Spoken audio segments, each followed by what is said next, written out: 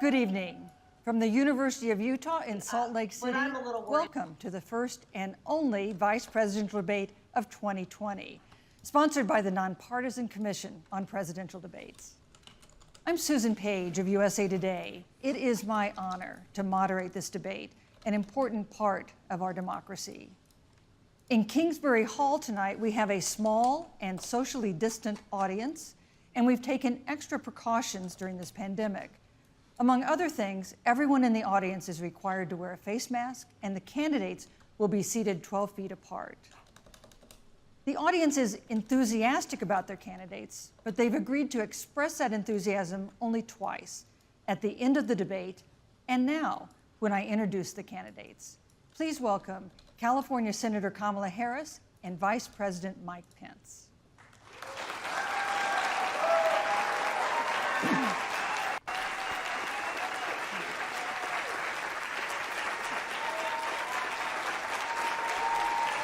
Was that nerve-wracking?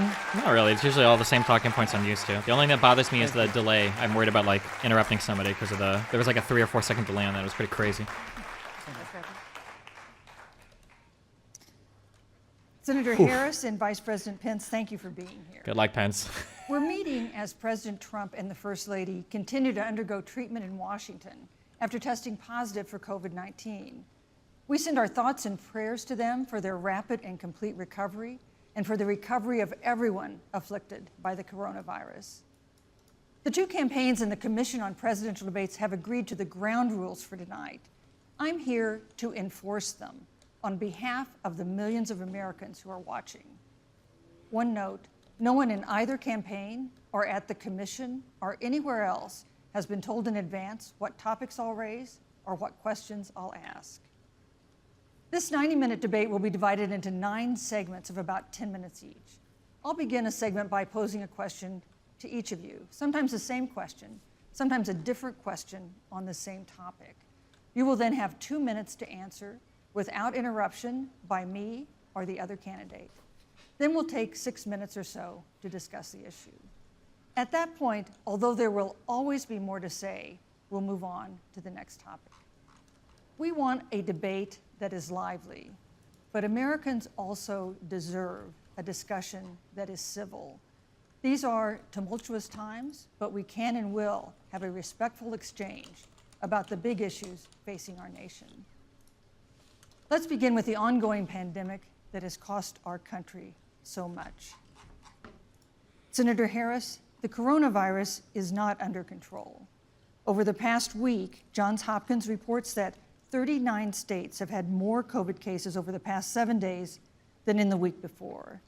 9 states have set new records. Even if a vaccine is released soon, the next administration will face hard choices.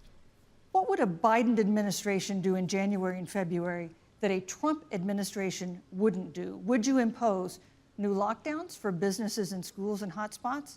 A federal mandate to wear masks? You have 2 minutes to respond without interruption. Thank you, Susan. Well, the American people have witnessed what is the greatest of any presidential administration in the history of our country. And here are the facts. 210,000 dead people in our country in just the last several months. Over 7 million people who have contracted this disease. 1 in 5 businesses closed. We're looking at frontline workers who have been treated like sacrificial workers. We are looking at over 30 million people who in the last several months had to file for unemployment.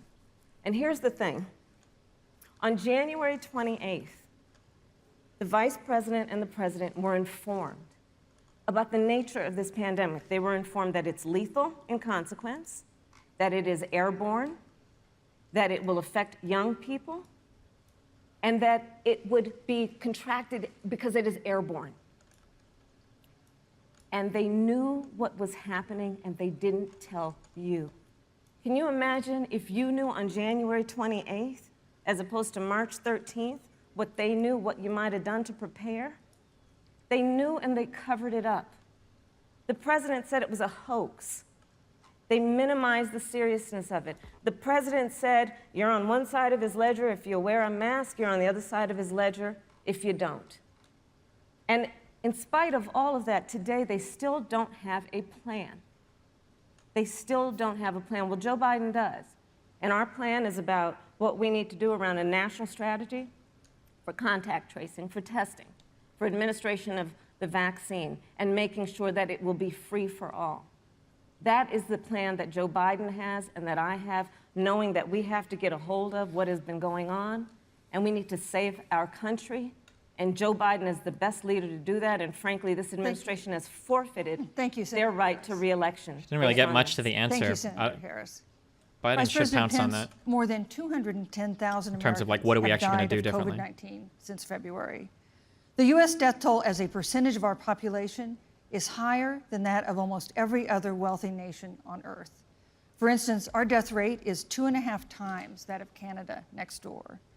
You head the administration's coronavirus task force. Why is Does the he U.S. still? death toll as a percentage of our population higher than that of almost every other wealthy country? And you have 2 minutes to respond without interruption. Susan, thank you. And I want to thank the Commission and the University of Utah for hosting this event. And Senator Harris, it's a privilege to be on the stage with you. And our nation has gone through a very challenging time this year. But I want the American people to know that from the very first day, President Donald Trump has put the health of America first. Before, there were more than 5 cases in the United States, all people who had returned from China. President Donald Trump did what no other American president had ever done, and that was he suspended all travel from China, the second largest economy in the world. Sorry. Now, Senator Joe Biden opposed that decision. He said it was xenophobic. Not true. And hysterical. But I can tell you, having led the White House Coronavirus Task Force, that decision alone by President Trump bought us invaluable time to stand up the greatest national mobilization since World War II. Which we didn't do. And I believe it saved hundreds of thousands of American lives. Because with that time, we were able to reinvent testing. More than 115 million tests have been done to date. We were able to see to the delivery of billions of supplies so our doctors and nurses had the resources support they needed. Why did it take so long And to we get testing began, done then? really, before the month of February was out, to develop a vaccine and to develop medicines and therapeutics that have been saving lives all along the way.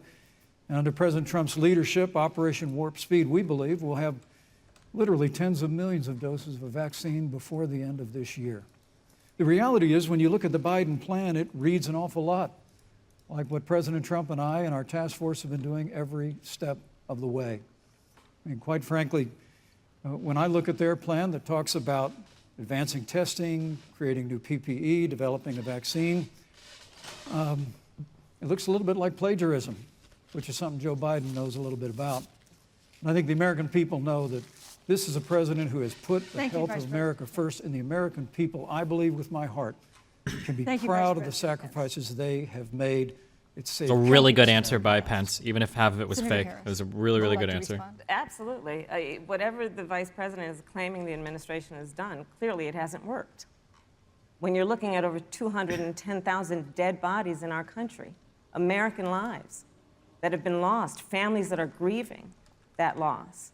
And you know, the vice president is the head of the task force and knew on January 28th how serious this was. And then thanks to Bob. Okay, hold on real quick. So Kamala Harris has got talking points from the top down, and it's pretty clear that what they want to do during this debate is they want to hammer home certain talking points. They knew and they didn't do anything. They haven't done enough. It sounds like that's the goal. If she hits on these talking points over and over and over again, and she doesn't actually fucking give any substance to any answer, then like, holy shit, it's so bad.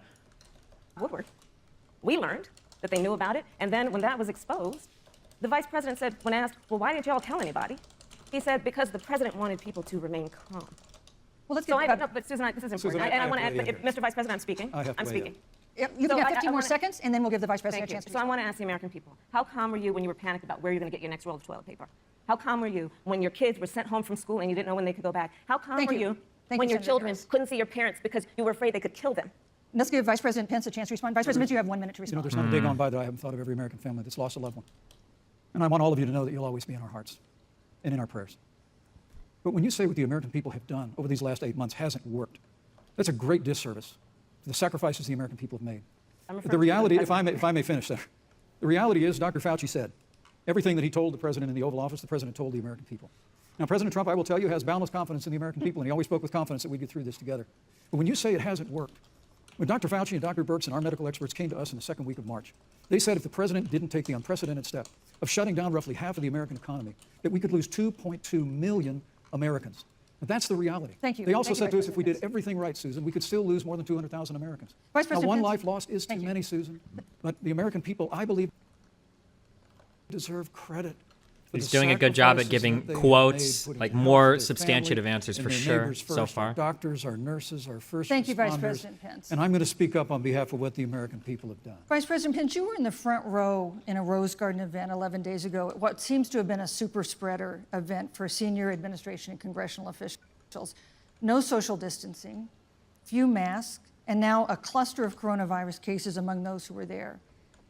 How can you expect Americans to follow the administration's safety guidelines to protect themselves from COVID when you at the White House have not been doing so?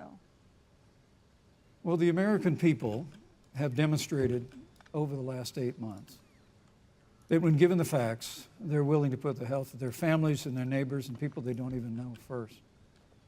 President Trump and I have great confidence in the American people and their ability to take that information and put it into practice. In the height of the epidemic, when we were losing a heartbreaking number of 2,500 Americans a day, we surged resources to New Jersey and New York and New Orleans and Detroit. We told the American people what needed to be done, and the American people made the sacrifices. When the outbreak in the Sun Belt happened this summer, again, Americans stepped forward. But the reality is the work of the President of the United States goes on.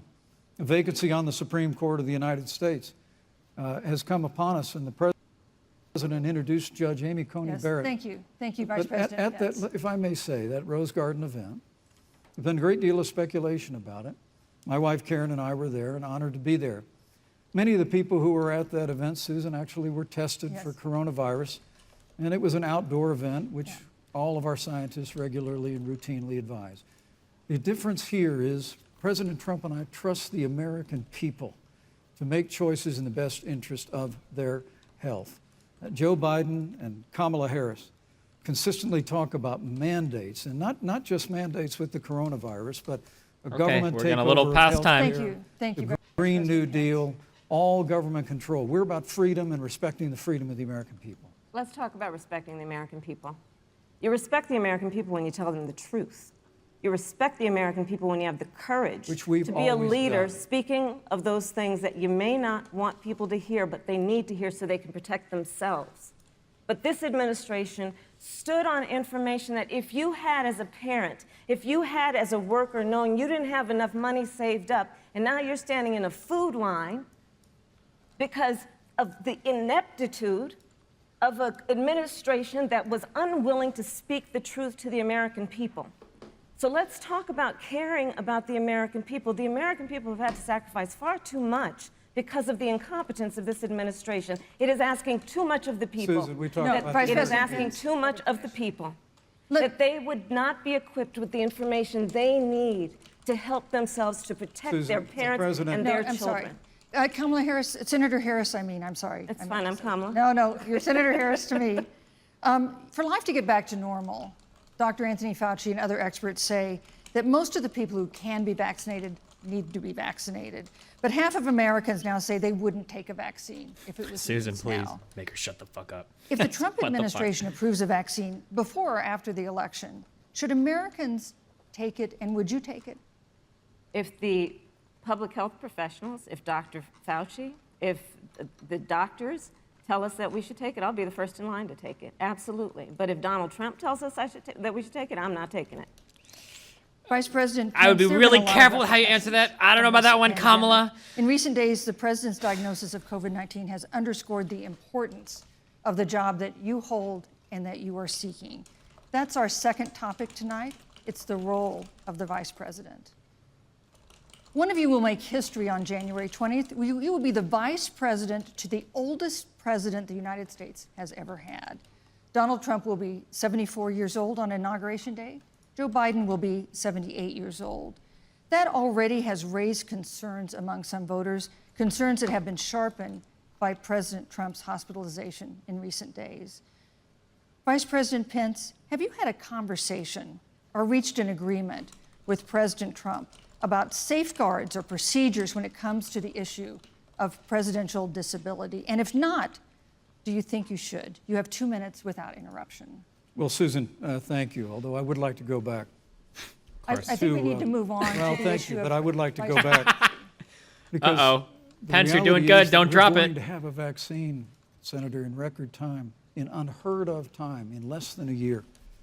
We have 5 companies in phase 3 clinical trials, and we're right now producing tens of millions of doses.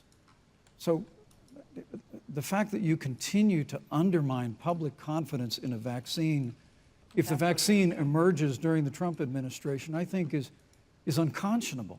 And Senator, I just ask you, stop playing politics with people's lives. The reality is that we will have a vaccine, we believe, before the end of this year.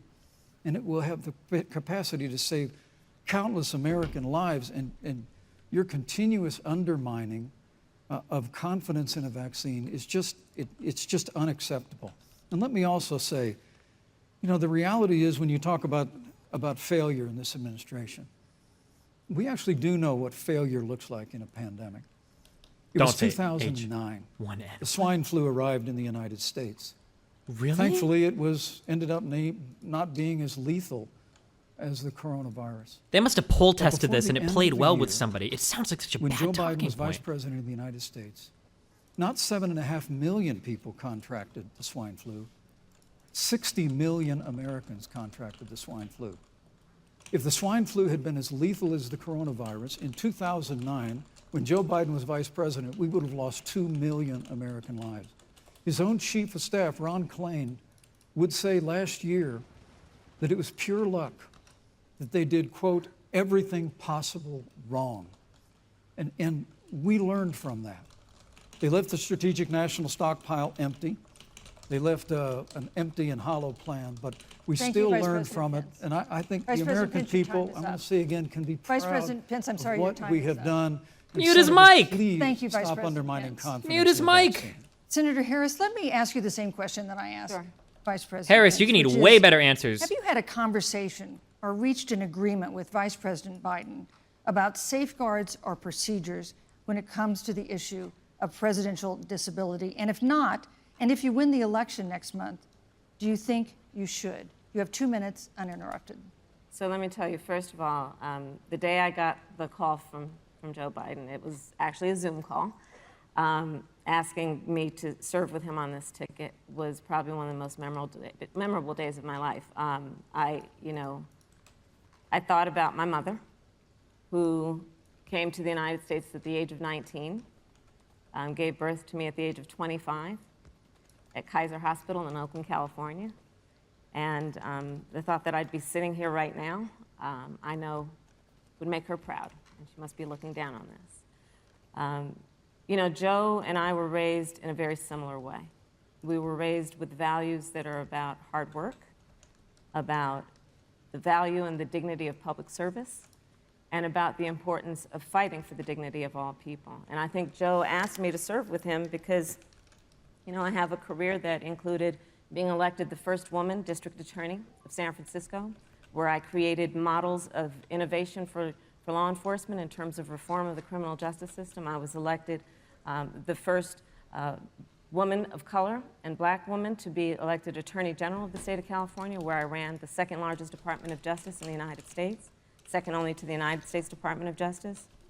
And there I took on everything from transnational criminal organizations to the big banks that were taking advantage of homeowners, to for-profit colleges that were taking advantage of veterans. Anti-trans. And then, of course, now I Just serve in kidding. the United States Senate as only the second black woman ever elected to the United States Senate. I serve on the Senate Intelligence Committee, where I've been in regular receipt of classified information about threats to our nation and hotspots around the world. I've traveled the world. I've met with our soldiers in war zones.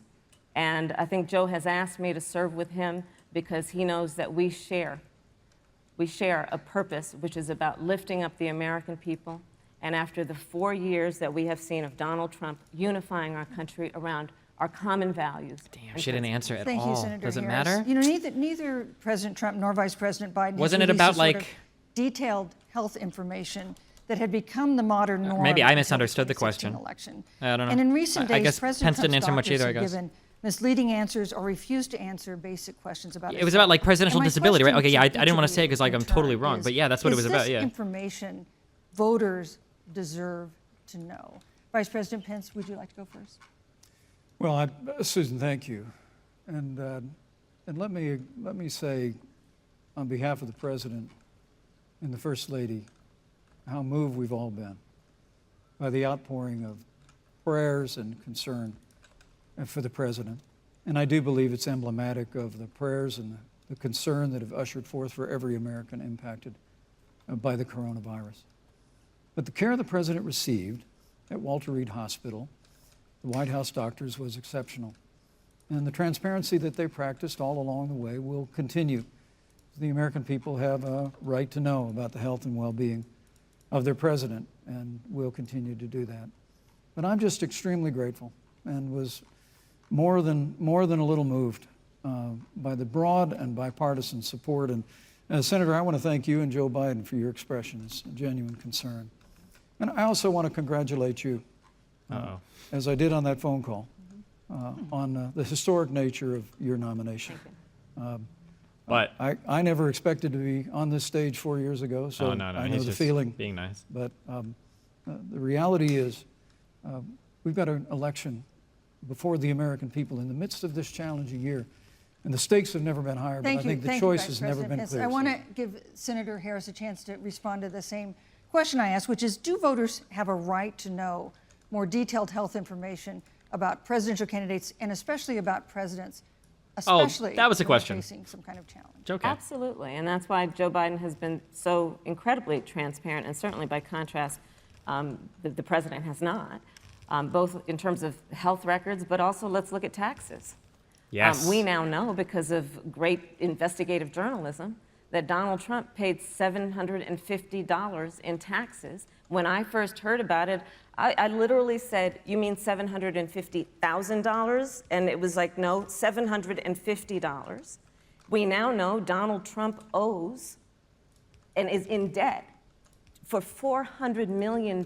And just so everyone is clear, when we say in debt, it means you owe money to somebody. And it'd be really good to know who the President of the United States, the Commander-in-Chief, owes money to, because the American people have a right to know what is influencing the President's decisions. And is he making those decisions on the best interest of the American people, of you, or self-interest? So, Susan, I'm glad you asked about transparency, because it has to be across the board. Joe has been incredibly transparent over many, many years. The one thing we all know about Joe, he puts it all out there. He is honest, he is forthright. But Donald Trump, on the other hand, has been about covering up everything. Thank you, Senator Harris. I want to give you a chance to respond, Vice President. Well, look, I respect the fact that Joe Biden spent 47 years in public life. I respect your public service as well. Thank you. The American people have a president who's a businessman, he's a job creator, who's paid tens of millions of dollars in taxes, payroll taxes, property taxes. He's created tens of thousands of American jobs. And the president said those public reports are not accurate. And the president's also released literally stacks of financial disclosures the American people can review just as the law allows. But the distinction here is that Ask him Joe why he won't release Biden's his taxes. 47 years Ask in him. public service compared to President Donald Trump, who brought all of that experience 4 years ago. Thank you, Vice And President. turned this economy around by cutting taxes, rolling back regulation, Thank you, unleashing Vice American President energy, Pence. fighting for free and fair trade, and all of that's Thank you, on the Vice line President if Joe Pence. Biden and Kamala Harris. You know, that's a good the White segue into our third great topic, segue. which is about the economy. This has been another aspect of life for Americans that's been so affected by this coronavirus. We have a jobs crisis brewing. On Friday, we learned that the unemployment rate had declined to 7.9% in September, but the job growth had stalled, and that was before the latest round of layoffs and furloughs. in the airline industry at Disney and elsewhere. Hundreds of thousands of discouraged workers have stopped looking for work. Nearly 11 million jobs that existed at the beginning of the year haven't been replaced. Those hardest hit include Latinos, blacks, and women. Do they have no back and forth Senator at all? Harris, That kind the of Biden-Harris sucks. campaign has proposed new programs to boost the economy, and you would pay for that new spending by raising $4 trillion in taxes on wealthy individuals and corporations. Some economists warn that could curb entrepreneurial ventures that fuel growth and create jobs. Would raising taxes put the recovery at risk? And you have 2 minutes to answer uninterrupted. Thank you. Thank you. On the issue of the economy, I think there couldn't be a more fundamental difference between Donald Trump and Joe Biden.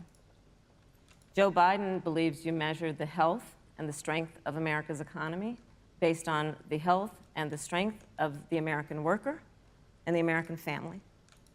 On the other hand, you have Donald Trump, Stock market. who measures the strength of the economy based on how rich people are doing, which is why he passed a tax bill benefiting the top 1% and the biggest corporations of America, leading to a $2 trillion deficit that the American people are going to have to pay for. On day one, Joe Biden will repeal that tax bill. He'll get rid of it. And what he'll do with the money is invest it in the American people. And through a plan that is about investing in infrastructure, something that Donald Trump said he would do. I remember hearing about some infrastructure week. I don't think it ever happened. But Joe Biden will do that. He'll invest in infrastructure. It's about upgrading our roads and bridges, but also investing in clean energy and renewable energy. Joe is going to invest that money in what we need to do around innovation.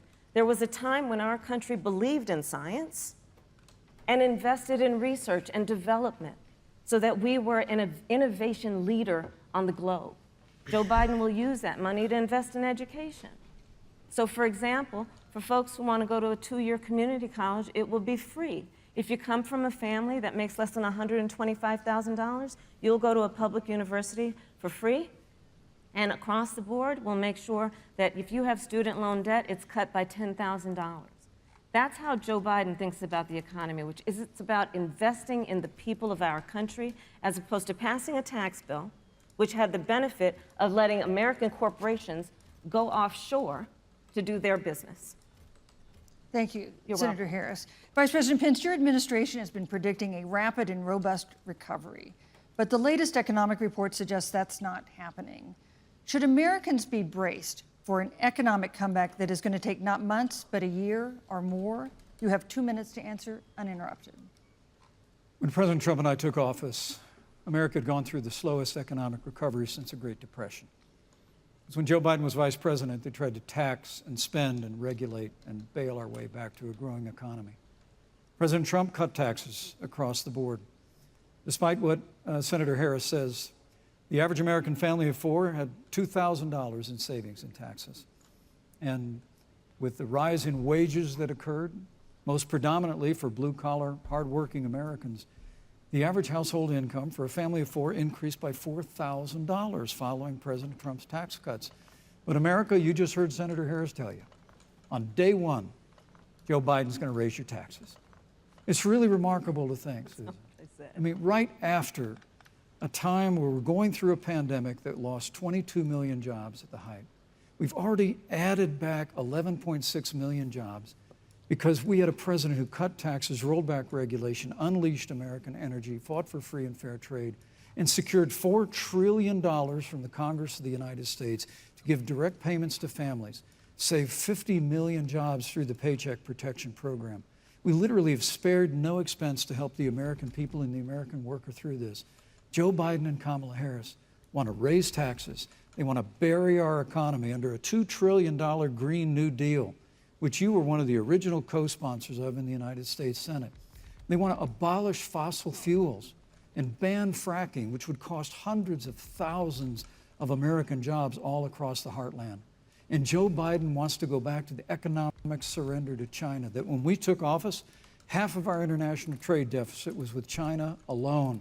And Joe Biden wants to repeal all of the tariffs that President Trump put into effect to fight for American jobs and American workers.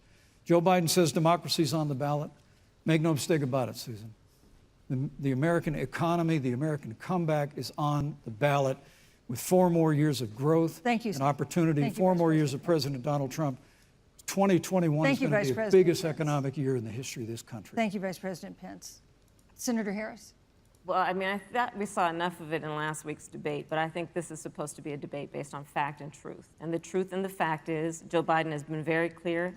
He will not raise taxes on anybody who makes less than $400,000 He said a he's going to year. repeal the Trump tax cuts. Mr. Vice President, I'm speaking. Well, wait, I'm speaking. it'd be important if you said the truth. Joe Biden said twice in the debate last week that he's going to repeal the Trump tax cuts. That was tax cuts that gave the average working family $2,000 in a tax break every single year. That is- Senator, that Kamala, is you have to answer absolutely this. Not true. That is he tax only bill- cutting? Is he only going to repeal part of the Trump tax cuts? If you don't mind letting me finish, we can then Please. have a conversation, okay? Please. Okay. Joe Biden will not raise taxes on anyone who makes less than $400,000 a year. He has been very clear about that. Joe Biden will not end fracking. He has been very clear about that. Joe Biden is the one who, during the Great Recession, was responsible for the Recovery Act that brought America back. And now the Trump-Pence administration wants to take credit when they rode the coattails of Joe Biden's success for the economy that they had at the beginning of their term. Of course, now the economy is a complete disaster. But Joe Biden, on the one hand, did that. On the other hand, you have Donald Trump, who has reigned over Wait, what? a recession that is being compared to the Great Depression. On the one hand, you have Joe Biden, who was responsible with President Barack Obama for the Affordable Care Act, which brought health care to over 20 million Americans and protected people with pre-existing conditions. And what it also did is it saved those families who otherwise were going bankrupt because of hospital bills they could not afford. On the other hand, you have Donald Trump, who's in court right now, trying to get rid of, Thank you, Senator trying Harris. to get rid of the Why does he keep Affordable talking to Care Susan? Act, Stop. Which means that you will lose protections if you have pre-existing conditions. And this is very important, Susan. Yes, and it's but important. we need to give Vice President. I'd Pence a just like chance to, to he respond. interrupted He's me, interrupted like and I'd 20 to just finish, times. Please. If you have a pre-existing condition, heart disease, diabetes, breast cancer, they're coming for you. If you love someone who has a pre-existing It's nonsense. condition, Thank you. Thank they're you, Senator coming for Harris. you. If you are Nonsense. under the age of 26 on your parents' coverage, they're coming for you. Senator Harris, thank you. Let me give you a chance to respond. Well, I hope we have a chance to talk about health care because Obamacare was a disaster. The American people remember it well. And President Trump and I have a plan to improve health care and to protect pre-existing conditions for every American. But look, Senator Harris, you're entitled to your own opinion, but you're not entitled to your own facts. You yourself said on multiple occasions when you were running for president that you would ban fracking. Joe Biden looked at a supporter in the eye and pointed and said, I guarantee that we will abolish fossil fuels. They have a $2 trillion version of the Green New Deal, Susan, that your newspaper, USA Today, said really wasn't that very different from the original Green New Deal. More taxes, more regulation, banning fracking, abolishing fossil fuel, crushing American energy, and economic surrender to China is a prescription for economic decline. President Trump and I will keep America growing. The V-shaped recovery that's underway right now will continue with 4 more years of President Donald Trump in the White House. Thank you very, very much, Vice President Pence. Once again, you've provided the perfect segue to a new topic, which is climate change. And Vice President Pence, I'd like to pose the first question to you. This year, we've seen record-setting hurricanes in the South. Another one, Hurricane Delta, is now threatening the Gulf. And we have seen record-setting wildfires in the West. Do you believe, as the scientific community has concluded, that man-made climate change has made wildfires bigger, hotter, and more deadly? Careful, and have Bess. made hurricanes wetter, slower, and more damaging? You have 2 minutes uninterrupted. Thank you, Susan. Well, first, I'm very proud of our record on the environment and on conservation. According to all of the best estimates, our air and land are cleaner than any time ever recorded. Our water is among the cleanest in the world. Because the whole economy's Just a been little shut while down. ago, the I President mean, it's signed the probably Outdoors true, Act. but It's the largest investment in our public that speaks even lands and stronger to public man-made parks climate change. When we all stop in like 100 making years. things, seems like So the climate goes back to President normal. Trump has made a commitment to conservation and to the environment. Now, with regard to climate change, the climate is changing. But the issue is, what's the cause and what do we do about it? President Trump has made it clear that we're going to continue to listen to the science. Now, Joe Biden and Kamala Harris would put us back in the Paris Climate Accord. They'd impose the Green New Deal, which would crush American energy, would increase the energy costs of American families in their homes, and literally would crush American jobs. And President Trump and I believe that the progress that we have made in a cleaner environment has been happening precisely because we have a strong free market economy. You know, what's remarkable is the United States has reduced CO2 more. Chat than the really showing they countries don't have that any are idea what still normal people in the think of Paris when Climate of Accord, politics but when they we've say done it Kamala's through losing. innovation. I think Kamala looks really bad And in this we've done it conversation through so far. natural She's done gas a little bit better now, and but fracking, I feel like Pence's which, answers have Senator, been way the better. American people can go look at the But, record. I know Joe Biden says otherwise now, as you do, but the both of you repeatedly committed to abolishing fossil fuel and banning fracking. And so by creating the kind of American innovation, we're actually steering toward a stronger and better environment. With regard to wildfires, President Trump and I believe that forest management has to be front and center, and even Governor Gavin Newsom from your state has agreed we've got to work on forest management.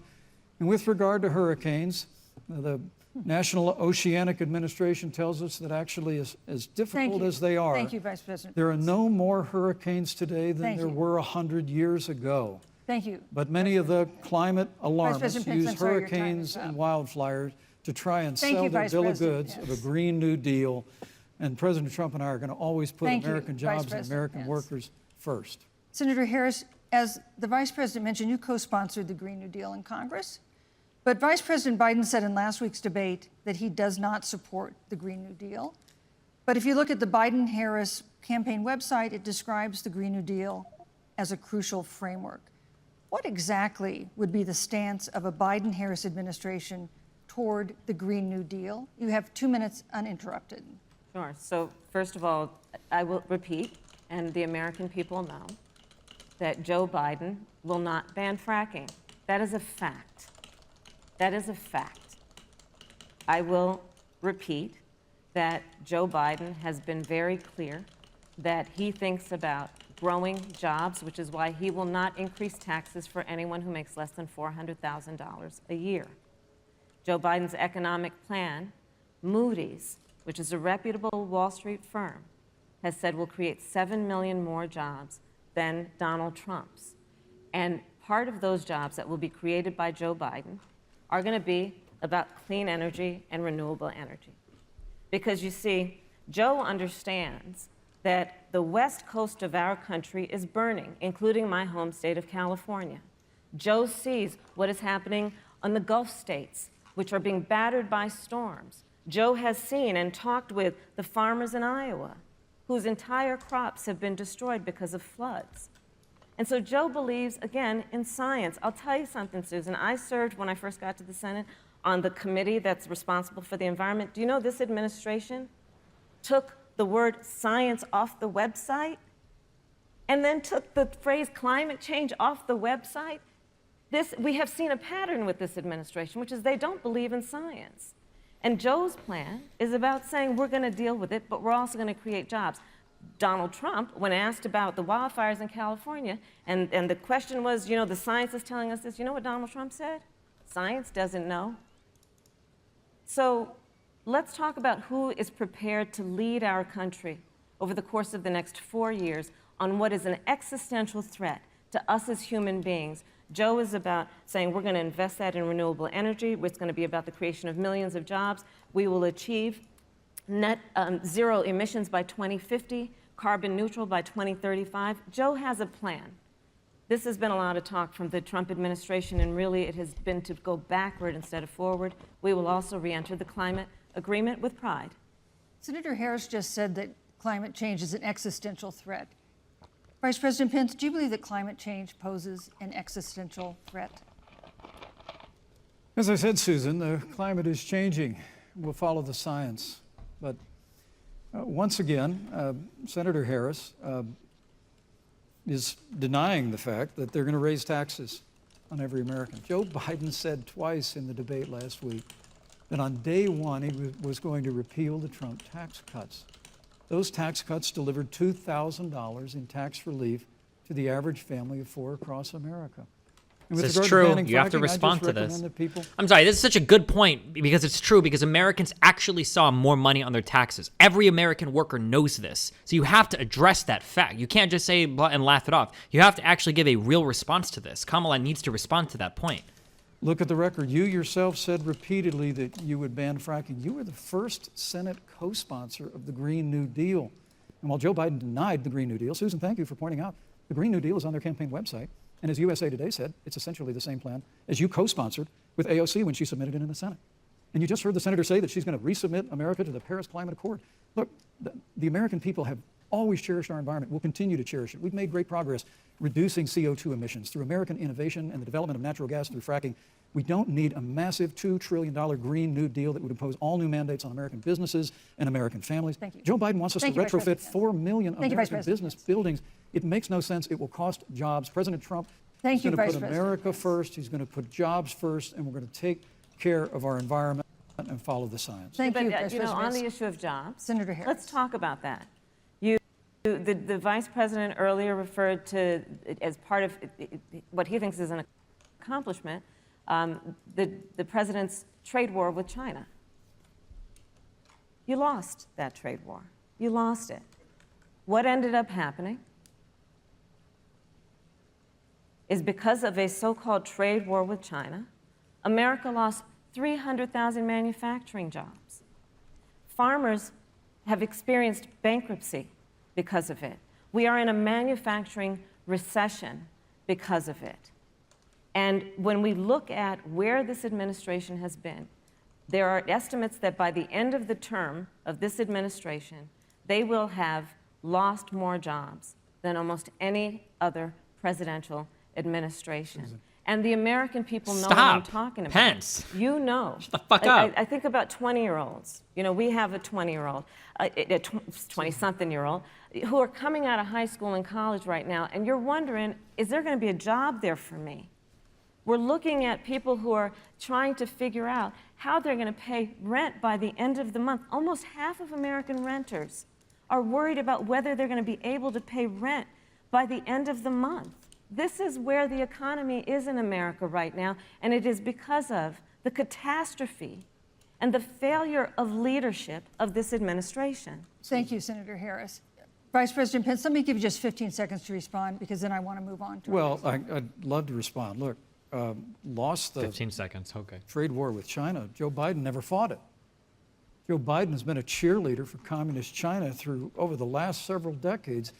And again, Senator Harris, you're entitled to your opinion. You're not entitled to your own facts. When Joe Biden was vice president, we lost 200,000 manufacturing jobs, and President Obama said they were never coming back. He said we needed a magic wand to bring them back. In our first 3 years after we cut taxes, you, Vice rolled back President. regulation, unleashed American energy, this administration saw 500,000 Thank you, Vice manufacturing President jobs Pence. created. And that's exactly the kind of growth we're going to continue to see as we bring our nation through Thank you, Vice this President pandemic. Pence. But a Mr. Green New Thank you, Deal, your Vice President massive new Pence. mandates, your Paris Climate Accord, it's going to kill jobs this Thank you. time, just like it killed Thank jobs. you. I'd Thank like you. to- I just need to Thank you. respond very briefly. 15 please. seconds, and Thank then you. we'll move Thank on. you. 15 seconds, of course, 15 seconds. Joe Biden 15. is responsible for saving America's auto industry, and you voted against it. So let's set the record straight. Thank you. I'd like to talk about Okay. China. We have, as our Maybe. next topic, we have no more complicated or consequential foreign relationship than the one with China. It is a huge market for American agricultural goods. It's a potential partner in dealing with climate change in North Korea. And in a video tonight, President Trump again blamed it for the coronavirus, saying China will pay. Vice President Pence, how would you describe our fundamental relationship with China? Competitors, adversaries, enemies? You have 2 minutes. Thank you, Susan. Well, before I leave that, let me speak to voting Uh-oh. records if I can. Voting records. You know, everybody knows that NAFTA cost literally thousands of American factories to close. We saw automotive jobs go south of the border. President Trump fought to renegotiate NAFTA. And the United States-Mexico-Canada agreement is now the law of the land. It's American not people even deserve that to much know different, okay? Senator Kamala Harris was one of only 10 members of the Senate to vote against the USMCA. It was a huge win for American auto workers. It was a huge win for American farmers, especially dairy in the upper Midwest. But Senator, you said it didn't go far enough on climate change, that you put your radical environmental agenda ahead of American auto workers and ahead of American jobs. The American people deserve to know that. Is probably why Newsweek magazine said that Kamala Harris was the most liberal member of the United States Senate in 2019. More liberal than Bernie Sanders, more liberal than Lefties losing their any heads right Republican now when they thought in the Kamala United Harris was a States fucking Senate. centrist. Now, Fucking with regard to morons. China, look, Susan, first and foremost, China is to blame for the coronavirus. And President Trump is not happy about it. He's made that very clear, made it clear again today. China and the World Health Organization did not play straight with the American people. They did not let our personnel into China to get information on the coronavirus until the middle of February. Fortunately, President Trump, in dealing with China from the outset of this administration, standing up to China that had been taking advantage of America for decades in the wake of Joe Biden's cheerleading for China, President Trump made that decision before the end of January to suspend all travel from China. And again, the American people deserve to know Joe Biden opposed President Trump's decision to suspend all travel from China. He said it was hysterical. He said it was Thank you, Vice xenophobic. President Pence. This is not true. Kamala, that's just not true. Can you tell him that it's not true, please? Thank you, Vice President Pence. We want to improve the relationship, but we're going to level the playing field, and we're going to hold Vice President China Pence. accountable for what they did to America with the coronavirus. Thank you. Senator Harris, let me ask you the same question that I asked the Vice President. How would you describe our fundamental relationship with China? Are we competitors, adversaries, enemies? You'll have 2 minutes uninterrupted. Susan, the Trump administration's perspective and approach to China has resulted in the loss of American lives, American jobs, and America's standing. There's a weird obsession that President Trump has had with getting rid of whatever accomplishment was achieved by President Obama and Vice President Biden.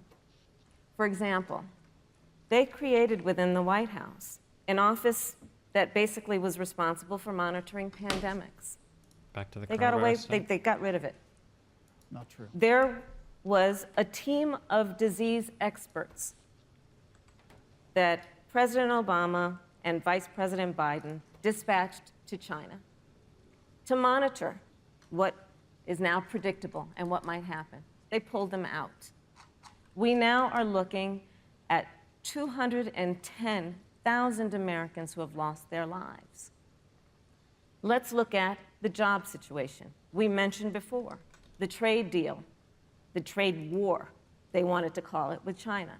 It resulted in the loss of over 300 manufacturing jobs and a manufacturing recession, and the American consumer paying thousands of dollars more for goods because of that failed war that they called it. Then let's talk about standing. Pew, a reputable research firm, has done an analysis that shows that leaders of all of our formerly allied countries have now decided that they hold in greater esteem and respect Xi Jinping, the head of the Chinese Communist Party, than they do Donald Trump, the President of the United States, the Commander-in-Chief of the United States. This is where we are today because of a failure of leadership by this administration. Senator Harris, we've seen changes in the role of the United States in terms of global leadership over the past 4 years. And of course, times do change. What's your definition? We've seen strains with China, of course, as the Vice President mentioned. We've seen strains with our traditional allies in NATO and elsewhere. What is your definition of the role of American leadership in 2020? So, you know, Joe is, I love talking with Joe about a lot of these issues. And, you know, Joe, I think he said it quite well. He says, you know, foreign policy, it might sound complicated, but really it's relationships. So just think about it as relationships. And so we know this in our personal and professional relationships. You got to keep your word to your friends. Got to be loyal to your friends. People who've stood with you, got to stand with them. You got to know who your adversaries are and keep them in check. But what we have seen with Donald Trump is that he has betrayed our friends and embraced dictators around the world. Let's take, for example, Russia. So, Russia, I serve on the Intelligence Committee of the United States Senate. America's intelligence community told us Russia interfered in the election of the President of the United States in 2016 and is playing in 2020. Christopher Wray, the director of the FBI, said the same. But Donald Trump, the commander-in-chief of the United States of America, prefers to take the word of Vladimir Putin over the word of the American intelligence community. You look at our friends at NATO. He has walked away from agreements. You can look at the Iran nuclear deal, which now has put us in a position where we are less safe because they are building up what might end up being a significant nuclear arsenal. We were in that deal, guys. We were in the Iran nuclear deal with friends, with allies around the country. And because of Donald Trump's unilateral approach to foreign policy, coupled with his isolationism, he pulled us out and has made America less safe. So, Susan, it's about relationships. And the thing that has always been part of the strength of our nation, in addition to our great military, has been that we keep our word. But Donald Trump doesn't understand that because he doesn't understand what it means to be honest. Thank you, Senator Harris. Vice President Pence, let me give you a chance to respond. Well, thank you. Well, President Trump kept his word when we moved the American embassy to Jerusalem, the capital of the state of Israel. When Joe Biden was vice president, they promised to do that, and they never did. We've stood strong with our allies, but we've been demanding. NATO is now contributing more to our common defense than ever before, thanks to President Trump's leadership. We've strengthened our alliances across the Asia-Pacific, and we've stood strong against those who would do us harm. You know, when President Trump came into office, ISIS had captured an area of the Middle East the size of Pennsylvania. But President Trump unleashed the American military, and our armed forces destroyed the ISIS caliphate and took down their leader, al-Baghdadi, without one American casualty. Al-Baghdadi was responsible for the death of thousands. But notably, America's hearts today are with the family of Kayla Mueller, her parents of which are here with us tonight in Salt Lake City. Today, two of the ISIS killers responsible for Kayla Mueller's murder were brought to justice in the United States. Jihadi John was killed on the battlefield along with the other Beetle. The reality is that when Joe Biden was vice president, we had an opportunity to save Kayla Mueller. It breaks my heart to reflect on it, but the military came into the Oval Office, presented a plan. They said they knew where Kayla was. Baghdadi had held her for 18 months, abused her mercilessly before they killed her. But when Joe Biden was vice president, they hesitated for a month. And when armed forces finally went in, it was clear she'd been moved 2 days earlier. And her family says with a heart that broke the heart of every American that if President Donald Trump had been president, they believe Kayla would be alive today. Thank you, Vice Look, President. we destroyed the ISIS caliphate.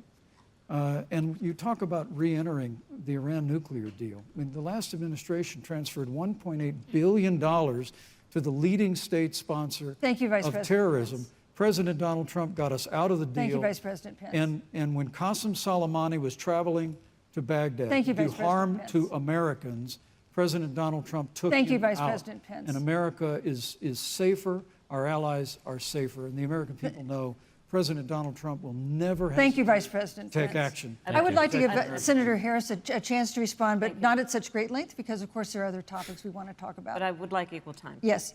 Thank you. Please go ahead. First of all, to the Mueller family, I know about your daughter's case, and I'm so sorry. I'm so sorry. Don't waste time. Come on. What happened to her is awful. This isn't good for And you. it should have never happened. And I know Joe feels the same way. And I know that President Obama feels the same way. But you mentioned Soleimani. Let's start there. So after the strike on Soleimani, there was a counter strike on our troops in Iraq. And they suffered serious brain injuries. And do you know what Donald Trump dismissed them as? Headaches. And this is about a pattern of Donald Trump's, where he has referred to our men who are serving in our military as suckers and losers. Donald Trump, who went to Arlington Cemetery and stood above the graves of our fallen heroes and said, what's in it for them? Because, of course, he only thinks about what's in it for him. Let's take what he said about John McCain, a great American hero. And Donald Trump says he doesn't deserve to be called a hero because he was a prisoner of war. And this is very important when you want to talk about who is the current commander-in-chief and what they care about and what they don't care about. Public reporting that Russia had bounties on the heads of American soldiers. And you know what a bounty is? It's somebody puts a price on your head and they will pay it if you are killed. And Donald Trump had talked at least 6 times to Vladimir Putin and never brought up the subject. Joe Biden would never do that. Thank you. Joe Biden would, but Joe Biden would hold Russia to account for any threat to our nation's security or to our troops who are sacrificing their lives for the sake of our democracy and our safety. Thank you, Senator Harris. This is such an important issue, but we have other important issues as well. And Susan, I want to make sure we have a chance I really have to talk respond about to that. I'm Look, she has. 15 seconds because Well, I got to we're have trying more to than keep. that. Look, 15 I'm sorry, seconds. but Vice President Look, Pence, you've had more time than she's had so far. Slanders against President Donald Trump regarding men and women of our armed forces are absurd. I'm sorry, Vice My President son Pence. is a captain in the United Yes. States She's Marine not gonna Corps. cut him off. My Oh, son-in-law my is God. deployed in the United States Navy. I can assure all of you, with sons and daughters serving in our military, President Donald Trump not only respects but reveres all of those who serve in our armed forces, and any suggestion otherwise is ridiculous. Thank me you, also Vice say President Pence. the Vice The President American Pence, people deserve, Susan, Vice the President American Pence, people I deserve to didn't, know. Vice President there's a Pence, I did not, pattern. excuse The me, Amer- Susan, the I did American not people create deserve the to know rules for tonight. Joe Biden Your and Trump- campaigns agreed to the rules for tonight's I- debate with the Commission on Presidential Debates. I'm here to enforce them, which involves moving from one topic to another, giving roughly equal time to both of you, Go right which is what I'm trying very hard to do. Go right ahead. So I want to go ahead and move to the next topic, which is an important one, as the last topic was, and that is the Supreme Court. On Monday, the Senate Judiciary Committee is scheduled to open hearings on Amy Coney Barrett's nomination to the Supreme Court. Senator Harris, you'll be there as a member of the committee. Her confirmation would cement the court's conservative majority and make it likely open to more abortion restrictions, even to overturning the landmark Roe v. Wade ruling. Access to abortion would then be up to the states. Vice President Pence, you're the former governor of Indiana. If Roe v. Wade is overturned, what would you want Indiana to do? Would you want your home state to ban? He's going to say all he wants them to abortion? decide what's You right have for 2 them minutes. or some shit. Uninterrupted. This is a Well, gimme. thank you for the question, but I'll use a little bit of my time to respond to that very important issue before. Of course. The American people deserve to know Qasem Soleimani, the Iranian general, was responsible for the death of hundreds of American service members. When the opportunity came, we saw him headed to Baghdad to kill more Americans. President Trump didn't hesitate, and Qasem Soleimani is gone. But you deserve to know that Joe Biden and Kamala Harris actually criticized the decision to take out Qasem Soleimani. It's really inexplicable, but with regard to Joe Biden, it's explainable. Because history records that Joe Biden actually opposed the raid against Osama bin Laden. It's absolutely essential that we have a commander-in-chief who will not hesitate to act to protect American lives and to protect American service members, and that's what you have in President Donald Trump. Now, with regard to the Supreme Court of the United States, let me say President Trump and I could not be more enthusiastic about the opportunity to see Judge Amy Coney Barrett become Justice Amy Coney Barrett. Now, she's a brilliant woman, and she will bring a lifetime of experience and a sizable American family to the Supreme Court of the United States. And our hope is, in the hearing next week, unlike Justice Kavanaugh received with treatment from you and others, we hope she gets a fair hearing. And we particularly hope that we don't see the kind of attacks on her Christian faith that we saw before. I mean, the Democrat chairman of the Judiciary Committee before, when Judge Barrett was being confirmed for the Court of Appeals, expressed concern that the dogma of her faith lived loudly in her. Dick Durbin of Illinois said that it was a concern. Senator, I know one of our judicial nominees you actually attacked because they were a member of the Catholic Knights of Columbus, just because the Knights of Columbus holds pro-life views and pro-marriage views. Thank you, Vice President Pence. So Your my time hope is that when the hearing takes place, Thank you, Vice President Pence. that Judge Amy Coney Barrett will be respected, Thank you, treated Vice President respectfully, Pence. voted and confirmed Thank to the you. Supreme Court of the United States. Senator Harris, you're the senator from and former Attorney General of California. So let me ask you a parallel question to the one I posed to the Vice President. If Roe v. Wade is overturned, what would you want California to do? Would you want your home state to enact no restrictions on access to abortion? And you have 2 minutes uninterrupted. Thank That's you, to do. Susan. Try to First answer of this all, one. Joe Biden and I are both people of faith, and it's insulting to suggest that we would knock anyone for their faith. And in fact, Joe, if elected, will be only the second practicing Catholic as President of the United States. On the issue of this nomination, Joe and I are very clear, as are the majority of the American people. We are 27 days before the decision about who will be the next president of the United States. And, you know, before, when this conversation has come up, you know, it's been about election year or election time. We're literally in an election. Over 4 million people have voted. People are in the process of voting right now. And so Joe has been very clear, as the American people are. Let the American people fill that seat in the White House, and then we'll fill that seat on the United States Supreme Court. And to your point, Susan, the issues before us couldn't be more serious. There's the issue of choice, and I will always fight for a woman's right to make a decision about her own body. It should be her decision and not that of Donald Trump and the Vice President, Michael Pence. But let's also look at what else is before the court. It's the Affordable Care Act. Like, literally in the midst of a public health pandemic, when over 210,000 people have died and 7 million people probably have what will be in the future considered a pre-existing condition because you contracted the virus. Donald Trump is in court right now trying to get rid of the Affordable Care Act. And I said it before, and it bears repeating. This means that there will be no more protections, if they win, for people with pre-existing conditions. This means that over 20 million people will lose your coverage. It means that if you're under the age of 26, you can't stay on your parents' coverage anymore. And here's the thing. The contrast couldn't be more clear.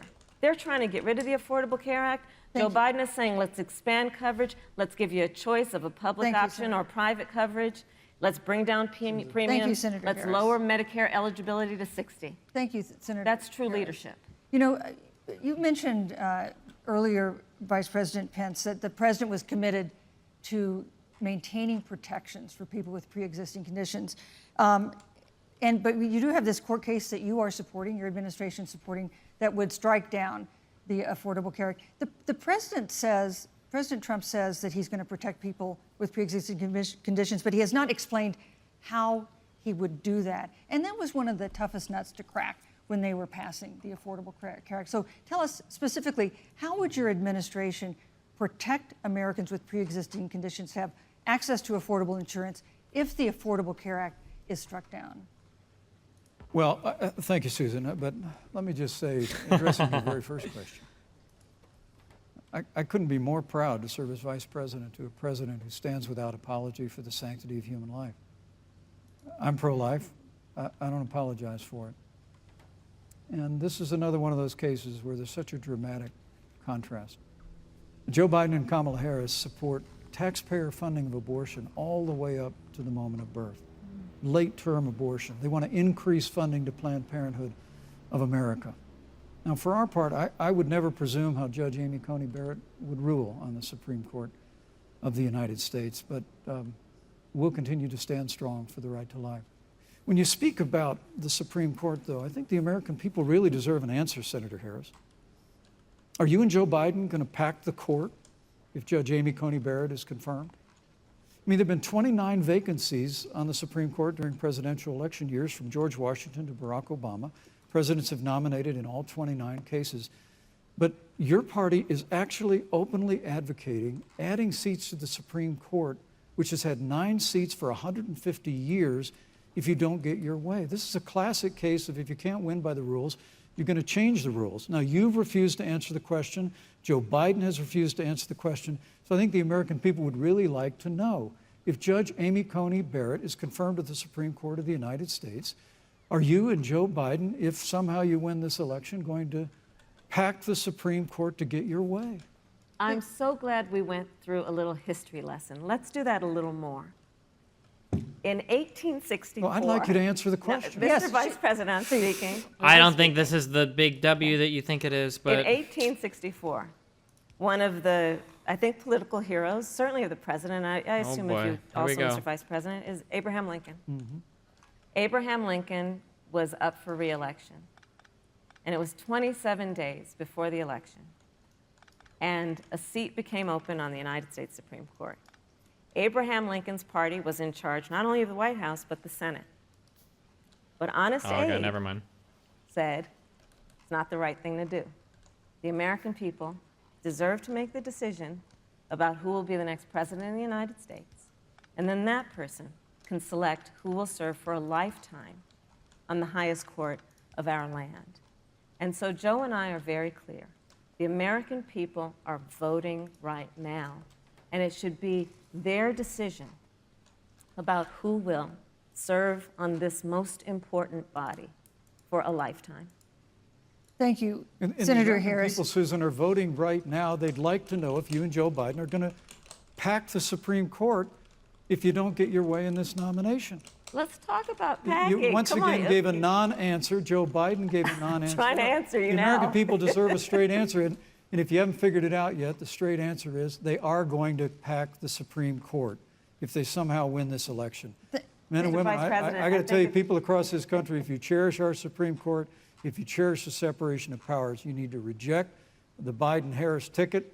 Come November the 3rd, re-elect President Donald Trump, and we'll stand by that separation of powers in a 9-seat Supreme Court. Yeah, Thank let's you. talk about packing the court then. Let's talk about the Please. fact. Yeah, I'm about to. Is she?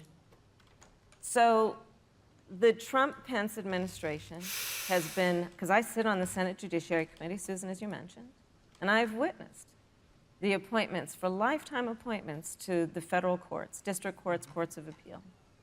People who are purely ideological, people who have been reviewed by legal professional organizations and found to have been not competent, are substandard. And do you know that of the 50 people who President Trump appointed to the Court of Appeals for lifetime appointments, not one is black? This is what they've been doing. You want to talk about packing a court? Let's have that discussion. All right, thank you, Senator. Let's go on and talk about the issue of racial justice. I just want the record to reflect she never answered the question. So I think the American people, Thank maybe you. the next debate, Joe Biden will answer the question. Thank you, But I think thank the you. American people know the answer. Thank you, Vice President. In March, Breonna Taylor, a 26-year-old emergency room technician in Louisville, was shot and killed after police officers executing a search warrant in a narcotics investigation broke into her apartment. The police said they identified themselves. Taylor's boyfriend said he didn't hear them do that. He used a gun registered to him to fire a shot, which wounded an officer. The officers then fired more than 20 rounds into the apartment. They say they were acting in self-defense. None of them have been indicted in connection with her death. Senator Harris, in the case of Breonna Taylor, was justice done? You have 2 minutes. I don't believe so. And I've talked with Breonna's mother, Tamika Palmer, and her family. And her family deserves justice. She was a beautiful young woman. She had as her life goal to become a nurse, and she wanted to become an EMT to first learn what's going on out on the street so she could then become a nurse and save lives. And her life was taken unjustifiably and tragically and violently.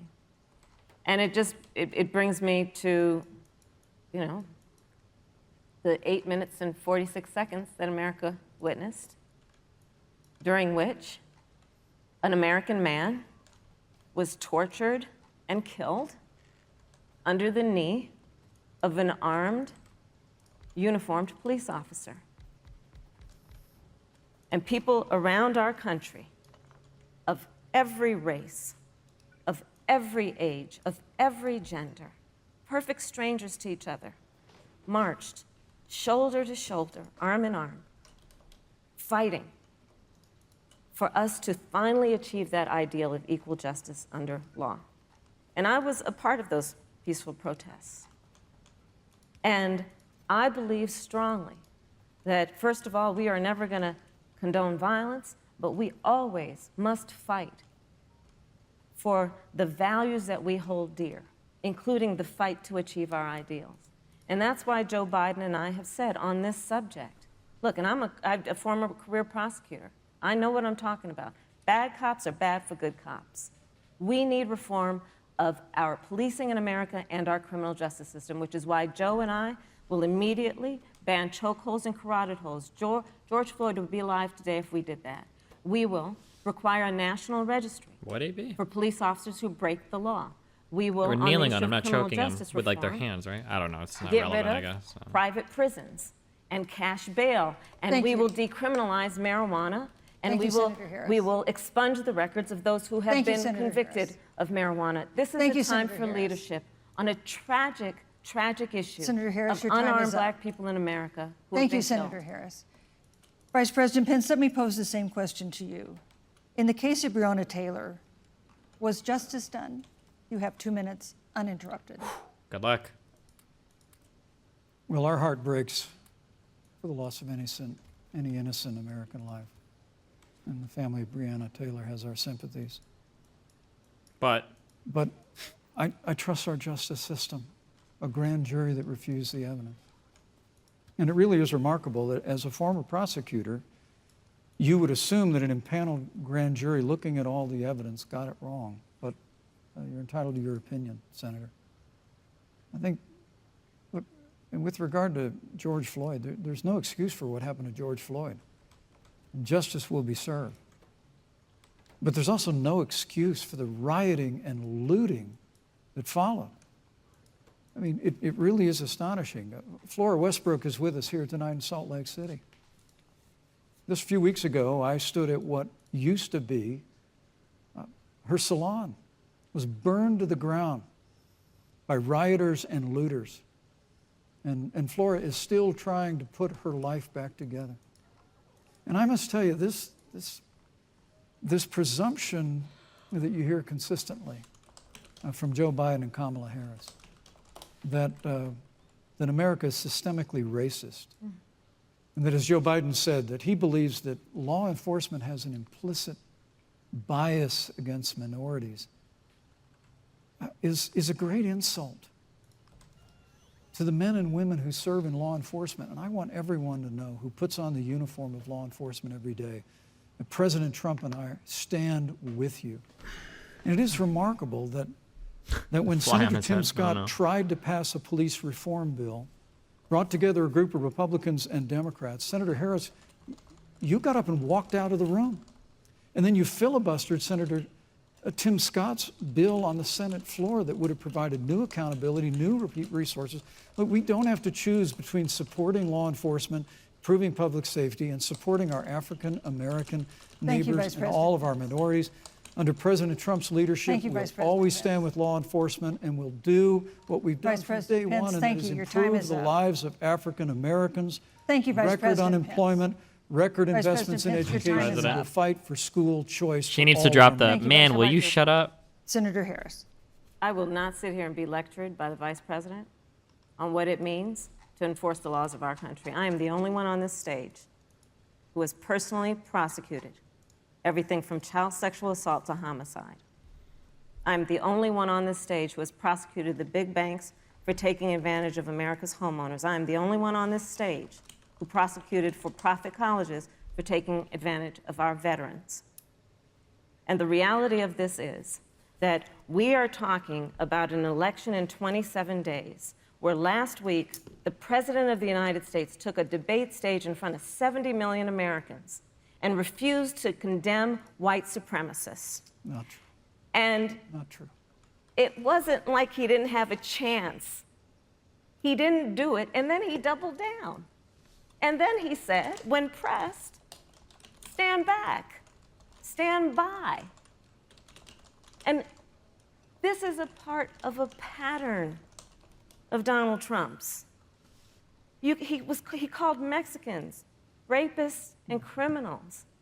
He instituted as his first act a Muslim ban. On the issue of Charlottesville, where people were peacefully protesting the need for racial justice, where a young woman was killed, and on the other side there were neo-Nazis carrying tiki torches, shouting racial epithets, anti-Semitic slurs, and Donald Trump, when asked about it, said there were fine people on both sides. This is who we have as the President of the United States. And America, you deserve better. Joe Biden will be a president who brings our country together. Senator Harris. And recognizes the beauty in our diversity and the fact that we Senator all Harris, have thank so you. much more in common than what separates us. Vice President Pence, let me give you a minute to respond. Thank you, Susan. I appreciate that very much. You know, I think this is one of the things that makes people dislike the media so much in this country, Susan, is that you selectively edit, just like Senator Harris did, comments that President Trump and I and others on our side of the aisle make. I mean, Senator Harris conveniently omitted, after the president made comments about people on either side of the debate over monuments, he condemned the KKK, neo-Nazis, and white supremacists, and has done so repeatedly. You're concerned that he doesn't condemn neo-Nazis. President Trump has Jewish grandchildren. His daughter and son-in-law are Jewish. This is a president who respects and cherishes all of the American people. But you talk about having personally prosecuted. I'm glad you brought up your record, Senator. Thank you. But I really need to make this point. When you were, Make it next question. DA in San Francisco, when you left office, African Americans were 19 times more likely to be prosecuted for minor drug offenses than whites and Hispanics. When you were Attorney General of California, Thank you, you Vice President. increased the disproportionate incarceration of Thank blacks you. in California. Yeah. You did nothing on criminal justice reform in California. You didn't lift a finger thank to you. pass the First Step Back on Capitol Hill.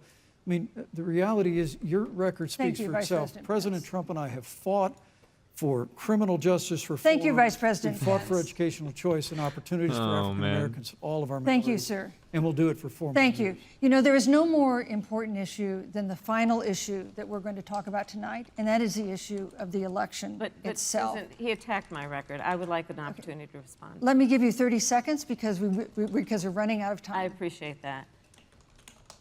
First of all, having served as the Attorney General of the state of California, the work that I did is a model of what our nation needs to do, and we will be able to do under a Joe Biden presidency.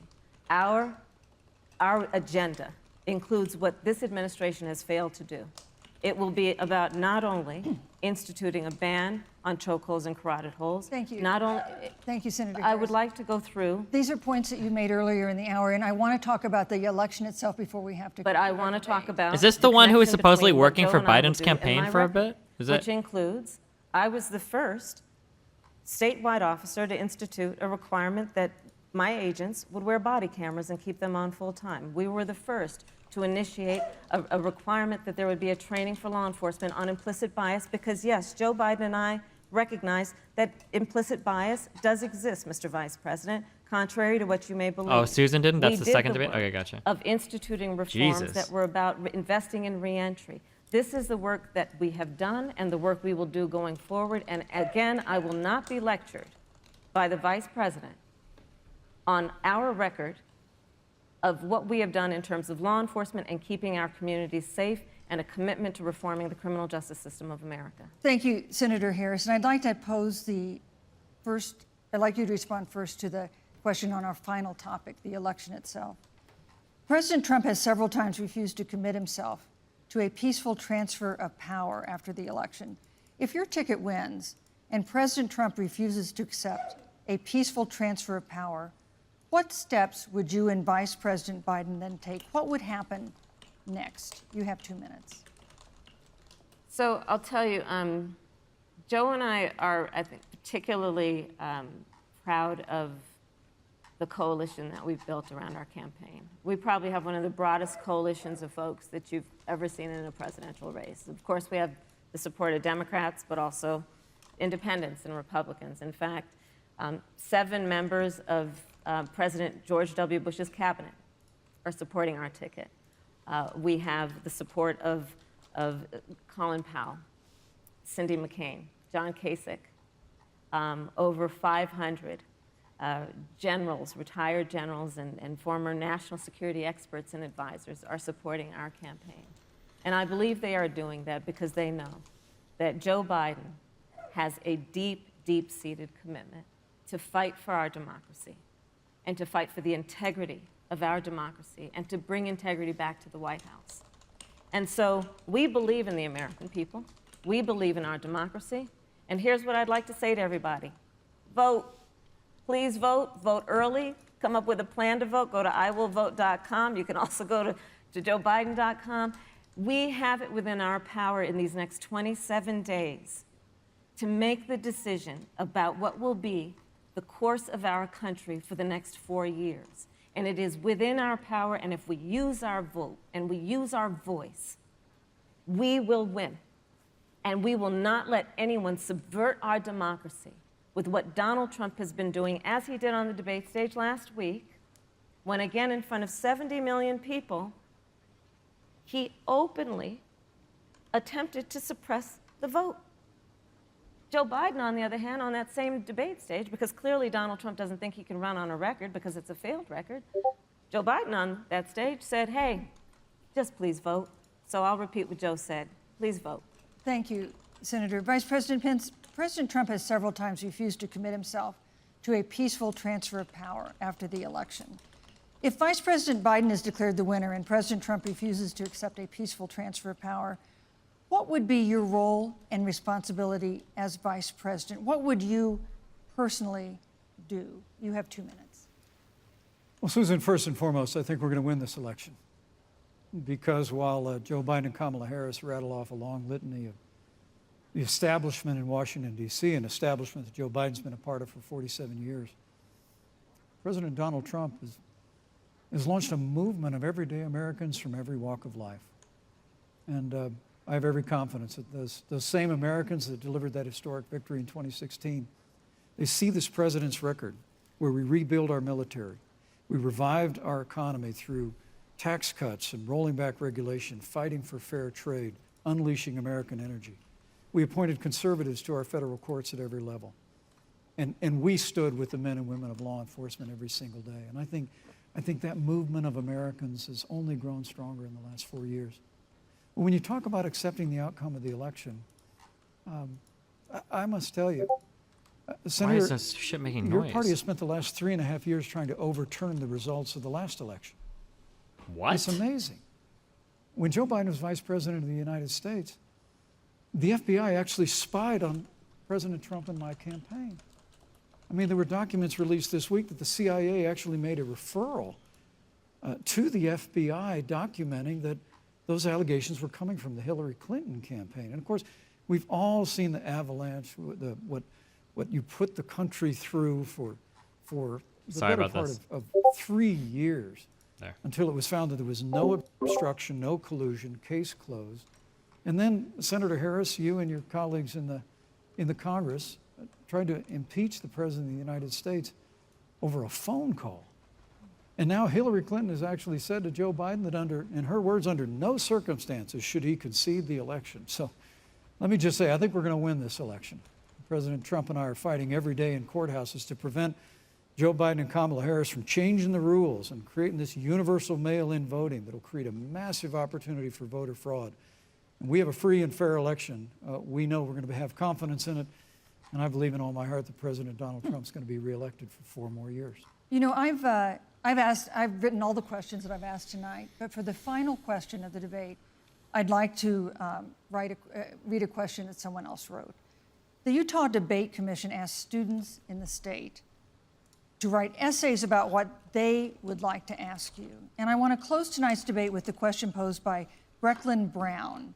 She's an 8th grader at Springville Junior High in Springville, Utah. And here's what she wrote, quote, "When I watch the news, all I see is arguing between Democrats and Republicans. When I watch the news, all I see is citizen fighting against citizen. When I watch the news, all I see are two candidates from opposing parties trying to tear each other down. If our leaders can't get along, how are the citizens supposed to get along?" And then she added, "Your examples could make all the difference to bring us together," end quote. So to each of you in turn, I'd like you to take 1 minute and respond to Brecklin. Vice President Pence, you have 1 minute. Brecklin, it's a wonderful question.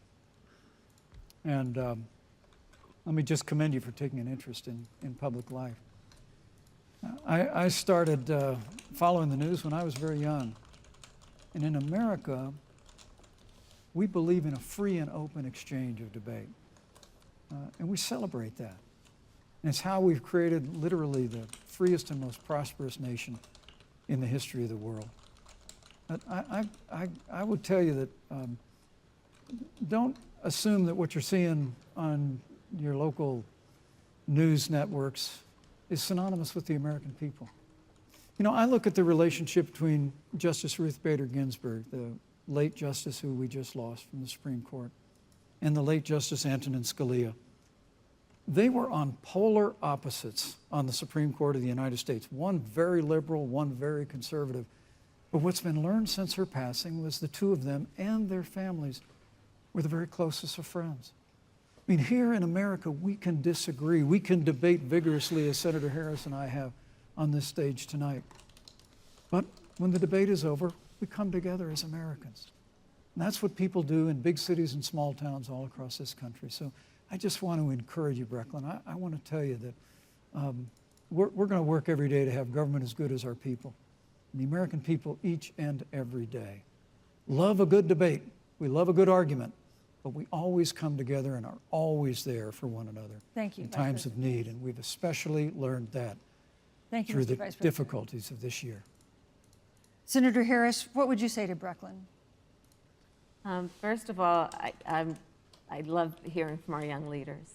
And when I hear her words, when I hear your words, Brecklin, I know our future is bright because it is that perspective on who we are and who we should be that is a sign of leadership and is something we should all aspire to be. And that, that brings me to Joe.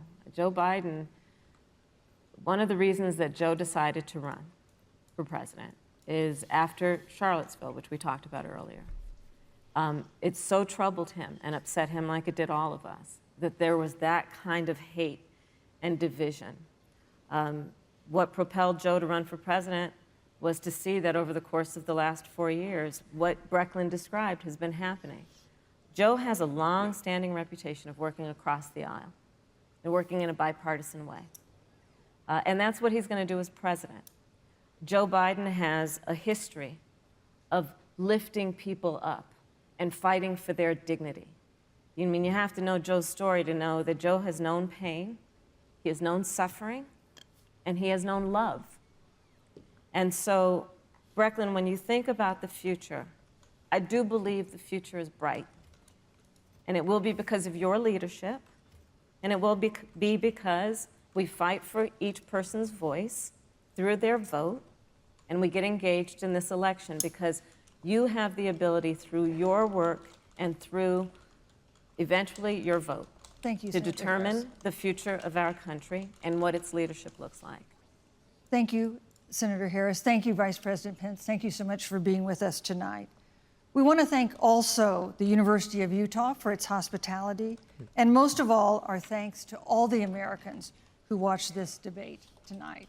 Again, our best wishes for a quick recovery to President Trump, the First Lady, and everyone who is battling COVID-19. The second presidential debate is next week on October 15th, a town hall-style debate in Miami. I think this is over, right? We hope you'll join us then. Good evening.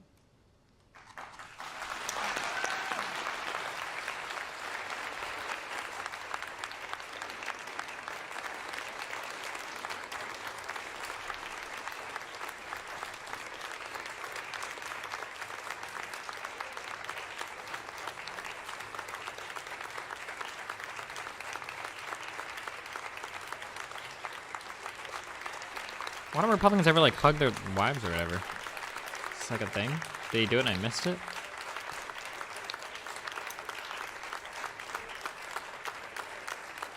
He just did? Oh, okay. I wasn't watching that.